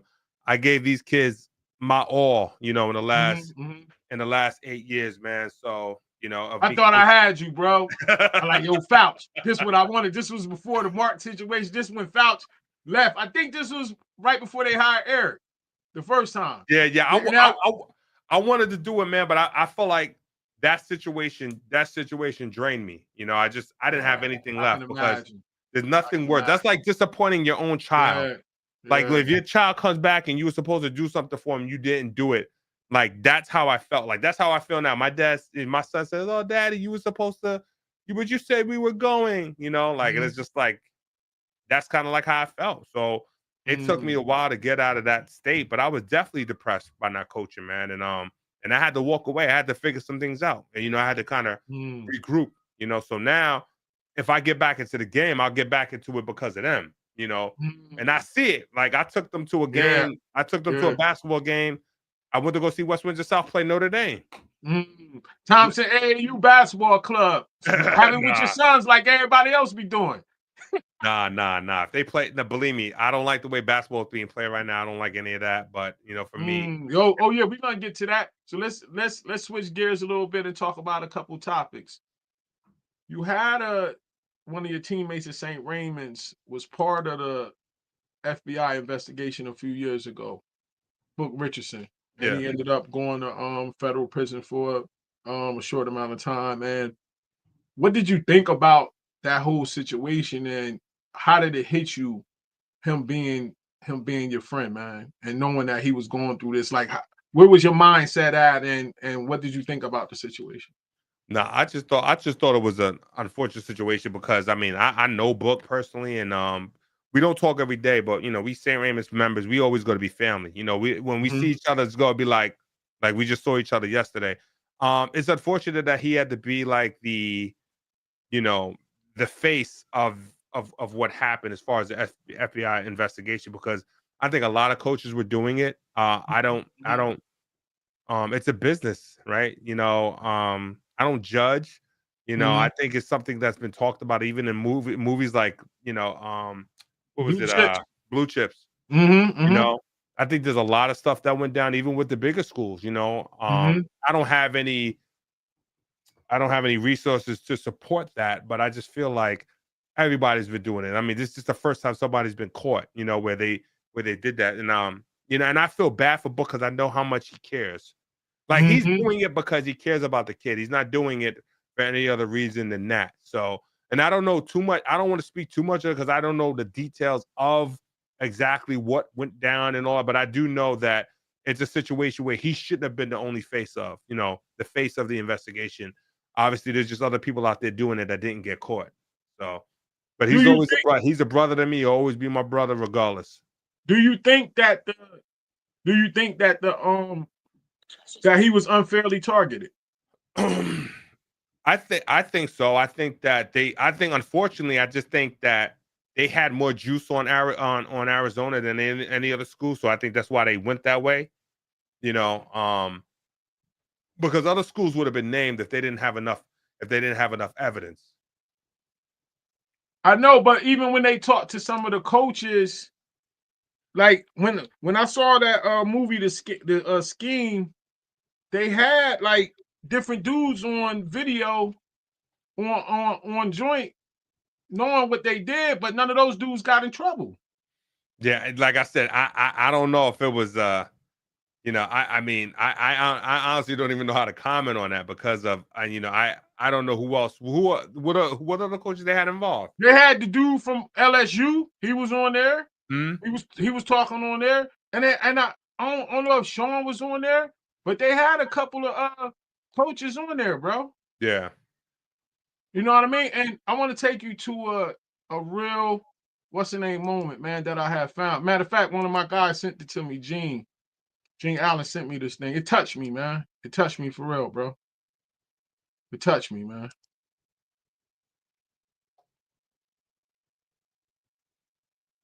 How you turn it up? Let me see. Hold up. They got the sound on there. Hold up. Trying to do this sound thing. Oh, here it go. You guys get NIL. I did 90 days of jail. I'm coaching in here because I have to. I got no other choice. This is family. This is family. So again, do me a favor, man.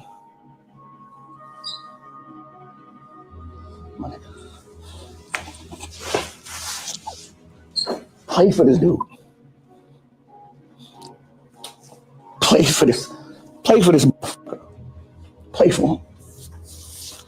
Because I'm just telling you the time that they're giving up. There's a couple of places I'm crying because and I'm telling you, don't let them take something away from you that's yours. Don't let nobody do that. Again, I'm coaching because I got no choice, man. I was at Arizona. I got 52 pros. I got the number 1 overall pick, number 2 overall pick. I think I got 7 to 8 lottery picks. You know what, I feel good about now? When someone calls and asks, look, you guys play to get quality education? Of course.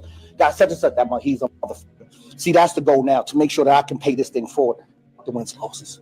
It's about making sure when somebody calls me, oh, the big fella, he's pretty good. Oh, shit, that guy. Like, so again, that's what this is about. Can I say something to you guys? Yeah, man. Yeah. That emphasizes it right there. Man, him had conversations, and I talked to him, and I told him that the Most High put him in a situation where he was going to be able to use his experiences to touch some kids, man. You know what I mean? And that's now I can relate to that, man. You know, so that's exactly why I did it, because it got me past me. You know, got me past my shortcomings. 100%. And that's why I do what I do, man. I went through my tragedy, and I went through my addiction, and now I work at a rehab and I work with kids. That's what we do. Whatever our burdens of what we went through, that becomes the cross that we carry. You know what I mean? And we take it out and we help other people. So now let's get on to another topic that, man, you talked about before, man. Let's talk about some NIL, man. What you thinking about it, man? I think it's bad for the game, man. Talk about you. I think it's bad for the game, man, because I think what's happening now in sports is that you're no longer dangling the carrot in front. You know, you're no longer dangling the carrot in front of the player, man. They like, what are they looking for? Because at the end of the day, NBA used to be the end result. You wanted to get to the NBA, you know.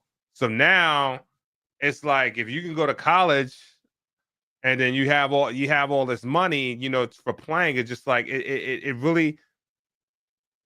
I think for me, it's unfortunate, because I don't think we're getting the best out of the players these days, because everybody's satisfied now. Everybody's like, I get NIL money. If I go to the league, I probably might get half of what my, like, DJ, what's the kid's name? AJ Bankster. Yeah, him. He got, what, $7.5 million? Yeah, something like that. Yeah. If he's all right, now he's expected to be the number 1 draft pick, but what if he's not the number 1 draft pick? You know, it's highly unlikely, but I'm just saying, what if he's a kid that's making $450,000, $500,000, and then did a late first round pick, and their salary, they're a 2-way player or whatever, their salary is less than what they was making in the NIL. You know, it's unfortunate, you know. But you look at the coaches that are leaving, that don't want to deal with it, whether it's Jay Wright, whether it's, you know, Mike Krzyzewski. Nobody wants to talk about a bag, even though they probably were before. But now it's just more so like, you got endorsement deals, you have player likenesses, you're selling all these things to players that haven't earned anything yet. They haven't earned anything yet. My thing is also, like, how do you keep them grounded morally? You in college and you running around, hormones crazy, and now you, come on, bro. Like, we was happy to get a refund check. You get what I'm saying? Like this thing is totally out of control. Like, it's and I understand when some people bite back and say, well, you know, they was getting robbed and they was doing. I get that. My solution to it is pay them, but put it in a fund to where once they get done school, then they could get the money. You get what I'm saying? Yeah. Like I just think that is too much too early in terms of building their character too. Mm-hmm. I think that like school, you learn so much about being broke and having to figure things out in life.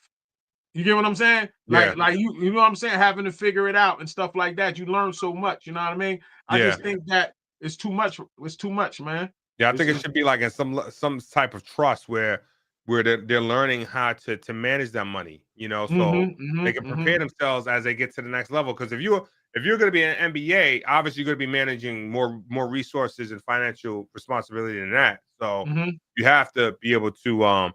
I wouldn't allow them to touch all of it. You know what I'm saying? You know, or they'd have to go to a certain course, or they got to be set up whereas they won't be financially taken advantage of. So next one, we almost done too, Coach. yeah.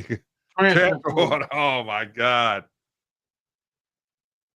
Yeah, man. I want to know where all the kids that are in the transfer portal that are not in schools right now. What happened with that? It's giving kids the easy way out. Now I get it because we're all directly impacted by it, you know, whether it's my family members or you go to a school, right? Let's say Louisville's recruits you. You have the assistant coach that's recruiting you. You get to Louisville, right? The coach decides to leave. The one person that's recruiting you that had your back decides to leave. So I understand that there's a misconception of how that may not be loyal or not, you know, but it should be really the head. You should be willing to go in there because of the head coach. And I think that's the thing. The head coach has to be the one actively involved in it, you know. So the kids feel like they have like a certain level of a comfort level, like almost like a safety blanket, if you will. But it's tough, man. I don't like the transfer portal because it's not teaching kids how to handle adversity. You know, you posted that the other day on your page, man. I don't like it because it's giving kids the easy way out. Well, you picked the school. You know, did you really go through and check all the boxes on why you selected that school? Did you go to the school? I don't think, honestly, I don't really think kids, I could be wrong, really sit down and watch college basketball like that. You get what I'm saying? I don't know if kids actually go like when they go on the visit, right? Instead of them putting them on the other side of the joint on the front row, or how they do when they be whining and dining or whatever, why not want to sit right behind the coach? Because that's when you really gonna see how he coaches. Yeah. You get what I'm saying? Yeah. That's when you're really gonna see how he talk to the players, what he be doing, this and that. Yep, That's when you 100%. get a real feel of it. You know what I mean? You're not gonna know when you're on your visit, he's gonna give you his best presentation. You know what I mean? One thing I was talking to Tyrone Johnson, and he was like, I mean, when Tyrone Johnson came on, and he was like, the perception that Jay Wright gave to the audience, that wasn't him. And in terms of their relationships off the camera. Yeah. You get what I'm saying? Yeah. So you really don't know what be going on. But my other question is, who you think uses it more? Do the players jump in, or do coaches force them in? That's a good question, man. I think the players jump in more, man. I think you might have a small. I'll be curious to find out what the percentages are, but you got a lot of kids that are going to schools for the wrong reason, because of the name, you know. And again, the influence. You got kids that are good basketball players, just a solid basketball player. They got 35, 40,000 Instagram followers of them telling them that they nice, that yo, you the GOAT, you this. You're already living up to unrealistic expectation as it is. Now you got people that watched a couple highlight clips telling you the next one, you the GOAT. You know what I mean? So that situation, I don't think that I don't think the kids are vetting the school properly. You know, you got to vet the school properly. You got to go to a place that wants you. The one coach that's calling you nonstop, that you keep hitting, that you keep sending a voicemail, that's the one where you need to be going to. You know, you can't be going. Yeah, you got to go to the school that wants you. Most of the kids that are out there playing, they go to the schools that want them. Next one. Is AAU basketball good or bad for the game? Oh man, obviously it depends on who you talk to. There are some good AAU programs out there. I know my man Dana's team is one of them. You know, you know, there's some good ones out there. I think there's just too many. Nobody can. You know, I think there's way too many, because if you can't find a team, you're gonna go to there's way too many teams of kids that aren't that good. And I understand you're trying to give everybody an opportunity, but if you'd be surprised what happens. You bring out the best of those kids. You know, you want to talk about the talent that you would see on AAU teams, it'd be tremendous. You know, I just think that it's mirroring too much of what college is, right? As far as the transferring. You go on an AAU team, you couldn't do that with Riverside or Gauchos. I mean, that was really the two main teams. And I'm not saying some people was looking to play for Young Life, but there wasn't a line around a corner to play with Young Life. Facts. Everybody wanted to play for Riverside or Gauchos in New York. That was it. That was the only two names. Facts, so if you was with them and you had that jacket on, that jacket meant something. That Riverside jacket, that you knew that kid was nice. You knew he wasn't like no bum. You knew he was, oh, that kid must be nice. He got that on.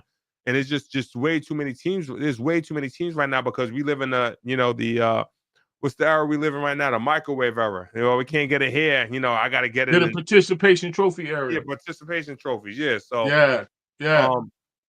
I just think there's way too much going on, man. You know, with AAU, man. That's why for me, you know, with my kids, I'm not going to be seeking AAU teams like that. I'm going to just develop them because I got the resources to put them in a situation to be successful. So for me, so how they going to see the fire? Huh? How they going to feel the fire?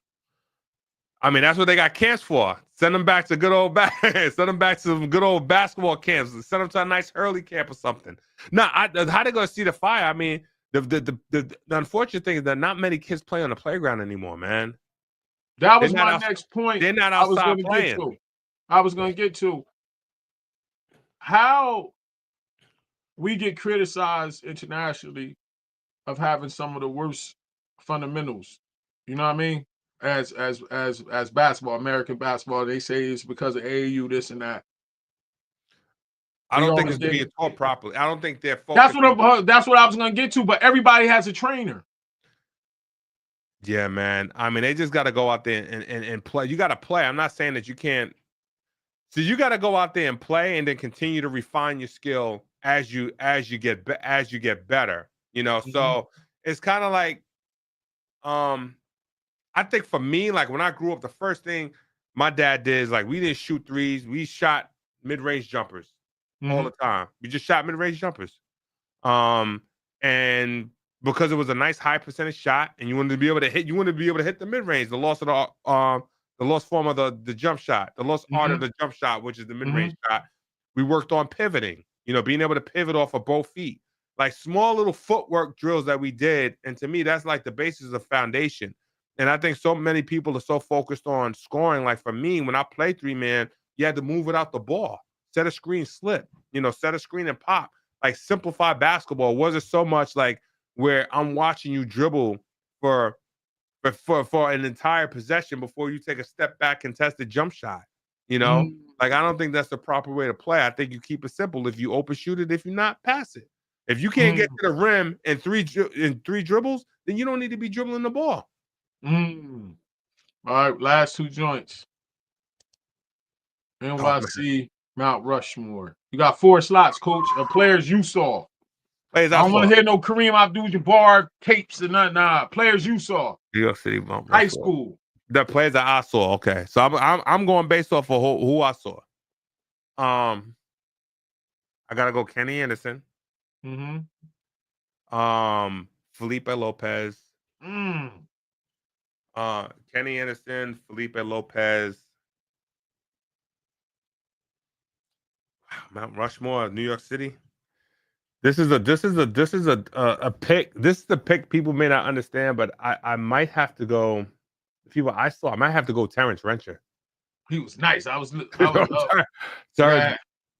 Nice. Yeah, and then for 4, then do I pick Kareem? I mean, I almost might. It's a toss-up between Kareem and Stephon Marbury. It's a close thing. I didn't see Kareem like high school games like that. He was you put him up there with Steph in high school. That was crazy. Kareem's All-American. I mean, Kareem was All-American.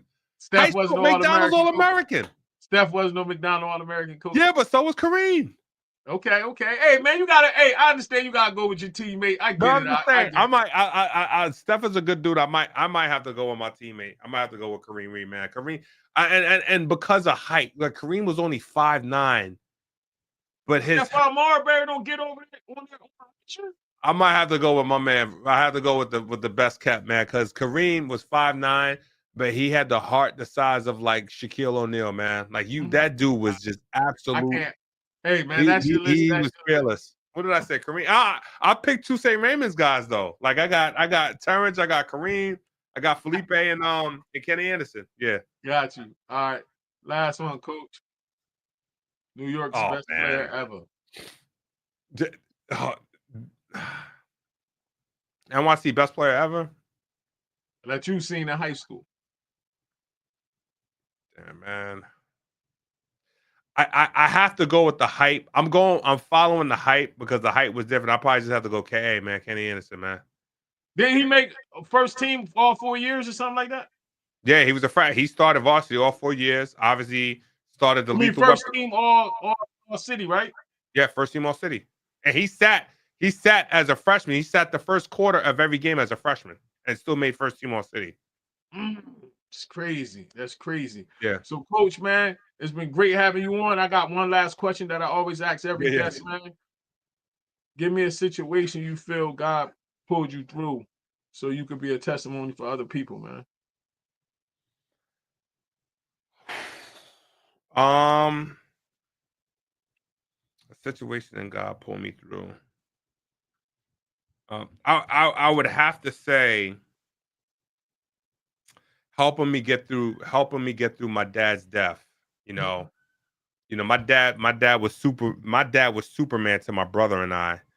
And losing him, I'm about to be 50 next month, and he died, and he passed away at 51.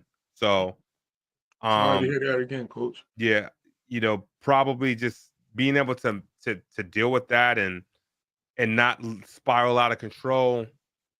I think for me, God allowed me he helped me get through that grieving process. And I think that's what I think about the people that helped me through that process, his coworkers and his colleagues that helped grieve with my brother and I. I think that for me, in turn, made me go back, maybe get my degree, maybe think about, maybe forgive myself as far as all my miscomings and mishaps, and made me get into coaching. So I can, help coach these kids and kind of just share all I'm doing is just paying it forward, man, and being a resource to them, just sharing it, making sure that they have every door open for them as everyone else did for me. All right, coach. Coach, once again, thanks for coming on. I got something to tell you too. It took me a while, but I finally took you when you used to talk to me about how we supposed to live more healthy as we was getting older and stuff. Yeah. I realized I was a food addict, man. I changed my whole diet. I dropped mad weight. My blood levels is good, man. I'm a vegan now. There you go. Everything, bro. Nah, changed my whole life. But don't never think that I wasn't listening. I might have been talking junk when you was telling me back then, but I was listening, bro. I was listening, man. I appreciate that, man. Mike, I appreciate you, man. Thank you for having me on, man, and having me tell the story. All right, no doubt, brother, man. Talk to you later, man. You got it, my brother. All right, peace out. Yeah, man, that was Coach, man. That's my guy, man. He had a good story, man. Tune in next week as we come back. I'm working on that very special interview that I told you all about. I think we should be able to get it done next week. I'll keep you guys posted, but we'll definitely have a guest either way. This Mike, enjoy the rest of your night. Shalom.